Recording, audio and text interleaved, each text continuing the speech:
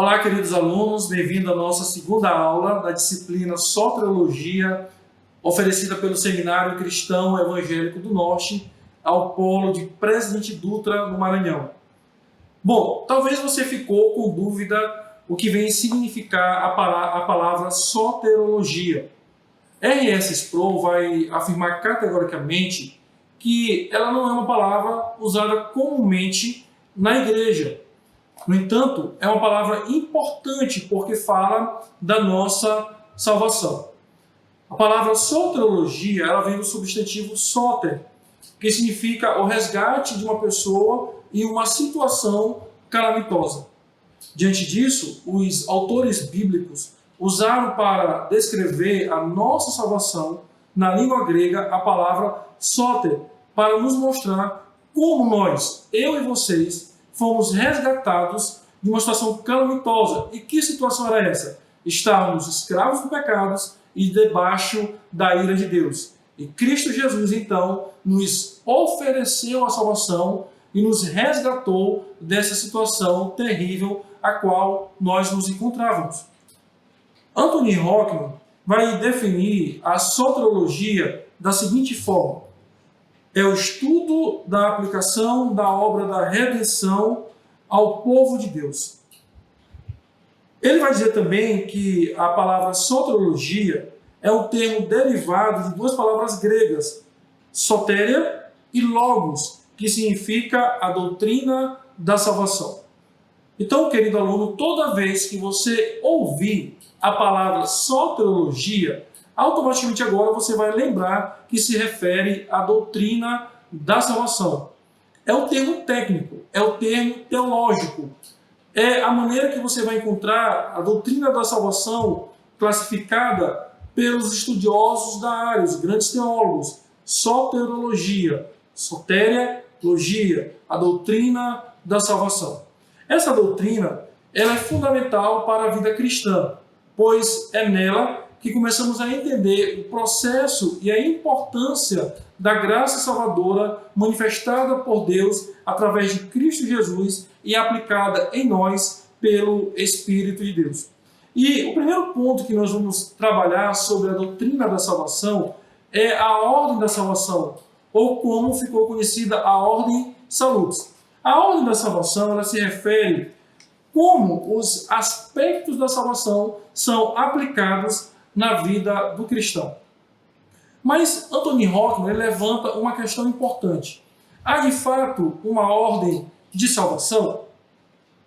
Alguns teólogos, lendo referências bíblicas como Romanos capítulo 8, eu convido que você abra a sua Bíblia lá, Romanos capítulo 8, versículos de 29 a 30, que diz o seguinte, Romanos 8, de 29 a 30. Porquanto aos que de antemão conheceu, também os predestinou para serem conformes à imagem de seu Filho, a fim de que ele seja o primogênito entre muitos irmãos. E aos quais predestinou, e esses também chamou, e aos que chamou, esses também justificou, e aos que justificou, esses também glorificou. A teologia reformada e muitos teólogos reformados sempre defenderam a ordem de salvação. Porém, há uma compreensão errada ou equívoco quando falamos da ordem de salvação. Um deles, primeiro, alguns acham que a ordem de salvação ela segue um aspecto progressivo, como se cada etapa da salvação fosse um passo. Bom, primeiro eu sou eleito, então depois de eleito vem o próximo, que é agora a regeneração. Ou, como alguns podem dizer, a vocação, o chamado.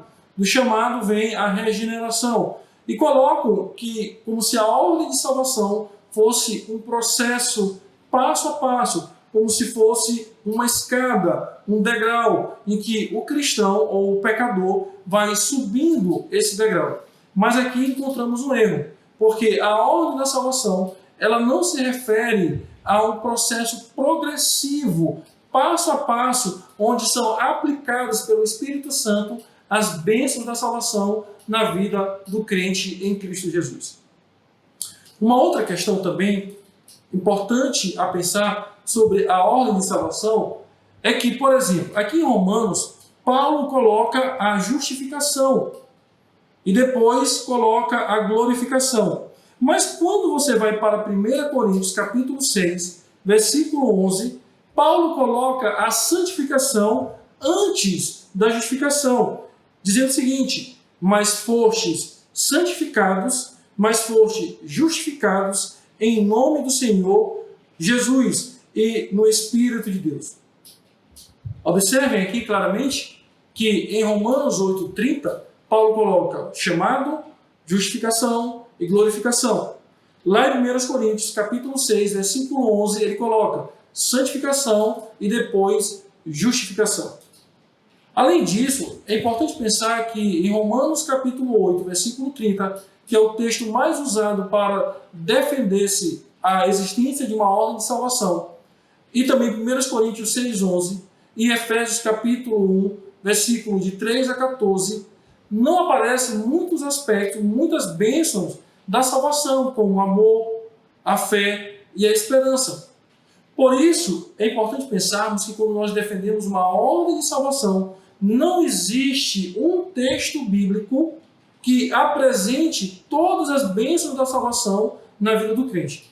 Falando em texto bíblico, também é importante pensar a respeito da ordem de salvação, que esse termo, ordem de salvação, não aparece na Bíblia, mas foi um termo cunhado de forma didática para esclarecer as bênçãos da salvação que advém do trono da graça de Deus em Cristo Jesus pelo Espírito Santo em nossas vidas. Diante disso, Anthony Hockman vai dizer no seu livro, na página 25, devemos assim pensar não numa ordem de salvação com passos ou estágios sucessivos, mas antes numa só obra maravilhosa da graça de Deus, um caminho de salvação, dentro do qual distinguimos diversos aspectos.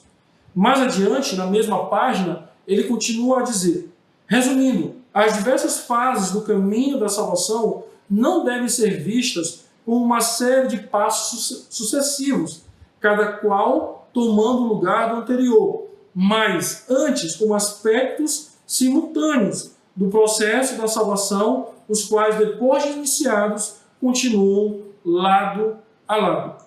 No seu livro, Salvos pela Graça, o mesmo autor vai apresentar um gráfico.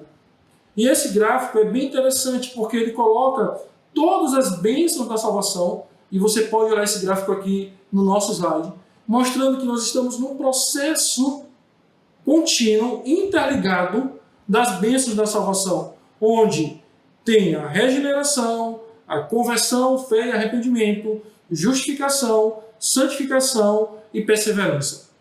Diante disso, é importante lembrarmos, queridos, que nós somos salvos pela graça e que todos os aspectos da salvação, todas as bênçãos da salvação são aplicadas na vida do crente pela ação do Espírito Santo.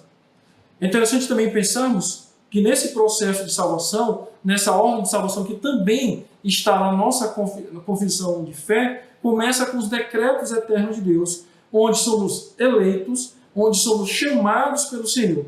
E assim, de uma única vez, quando alcançados pela essa graça divina, o Senhor aplica todas as bênçãos da salvação. Por isso, não nos falta nenhum aspecto. Quando nós olhamos, por exemplo, para Efésios capítulo 1, versículos de 3 a 14, podemos ver que Paulo descreve todas essas bênçãos celestiais, todas essas bênçãos espirituais que já foram dadas ao crente para o louvor e a glória do seu nome. O Senhor é glorificado em nossas vidas, porque Ele nos deu a bênção da salvação. Por isso, como crentes em Cristo Jesus, nós não podemos temer, por exemplo, perder a salvação. Nós, por exemplo, não podemos temer não conseguir viver uma vida santificada ou uma vida em santificação, porque isso já foi dado a nós, aplicado a nós pelo Espírito Santo de Deus. Tanto eu quanto vocês somos salvos e a ordem da salvação ou as bênçãos da salvação já foram aplicadas em nossa vida. Aguardo você na nossa terceira aula, quando iremos começar a falar dessas bênçãos espirituais ou dessa ordem da salvação, item por item. Que Deus nos abençoe em Cristo Jesus e até a próxima aula.